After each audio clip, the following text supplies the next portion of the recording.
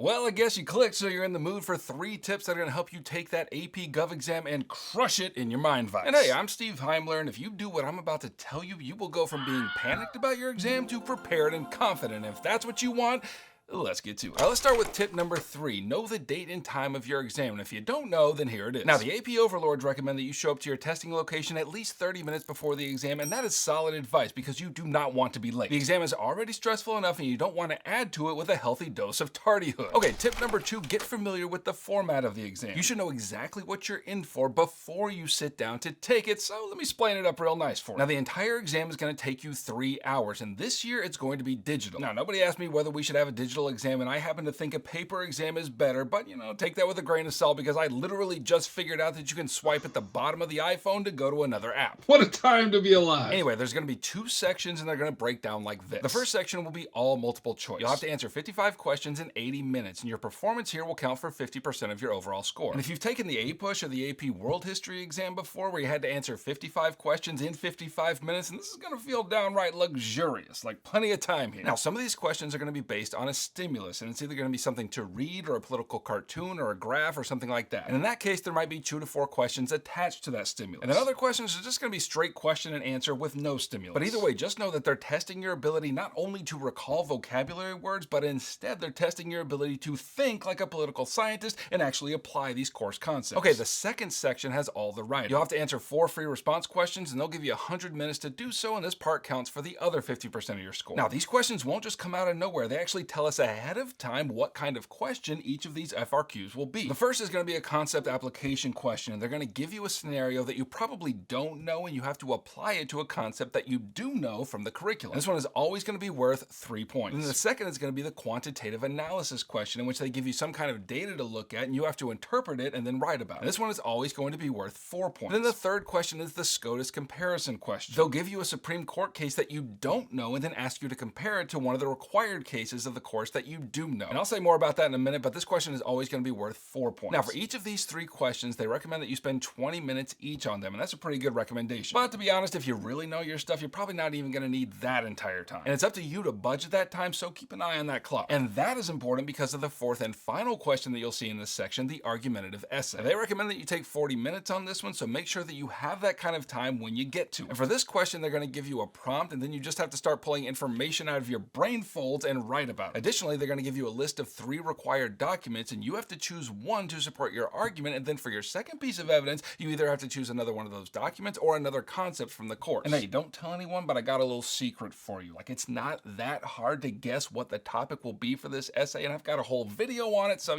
have a look. And finally, the first and most important tip to prepare you for your exam: study smarter and not harder. And let me just give you 3 guidelines for studying between now and then so that you don't waste any time. First, I can't emphasize enough just how important it is to get the course content down. And yeah, I know I said all the questions are going to be testing your ability to think and not necessarily just to recall vocabulary words, but trust me here. If you're shaky on the skills, but you know the content like that dry skin on the back of your hand, then you're going to be all right. And in terms of content, not only do you need to be really familiar with iron triangles and, gerrymandering and the social contract or whatever, but you also need to know the foundational documents and the required Supreme Court cases inside and out. Those documents and those cases are going to come up a lot, so stuff them in your brain fold so that they're there when you need them. But, says you, how are you supposed to know what you need to stuff in your brain folds and what you can forget? Well, I've got 2 ways. First, you can download my free 30-day exam review, which is going to take you through all my videos for AP Government. Now listen, this binder, this purple one right here, this is the binder that the College Board gives teachers, which has all the required content of this course. If it's not in there, you can't be tested on it. And do you want to know how I make my videos? I open to the topic page and use those required concepts to write my scripts. So my videos do include everything you need to know for the exam. But the second way you can study only the required content is way faster. You can grab my AP Gov Heimler review guide. It's got whole unit review videos for all the units, and only 2 of those are here on YouTube. It's also got note guides to help you follow along and practice questions and practice exams. So look, don't waste your time with a boring review book. Let me help you in a way that's faster and hopefully more entertaining. Okay, second, practice your skills, and this is especially true in the writing section. You're going to need to know exactly what your graders are looking for when they look at your written answers for the FRQs. For the first 3, you need to practice writing relatively brief brief but also complete answers. For the argumentative essay, you need to know how to write a thesis and how to support that thesis with evidence. And then third, you need to take practice exams. And your teacher should have access to them, or you can check out the ones in my AP Gov Heimler review guide. And I know you'd probably rather do anything than sit in one place for 3 hours practicing exam taking, but trust me, the more you practice, the more familiar you are with the format,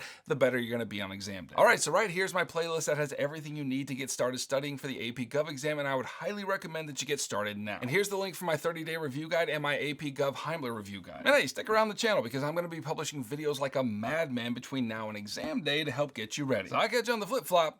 Heimler out.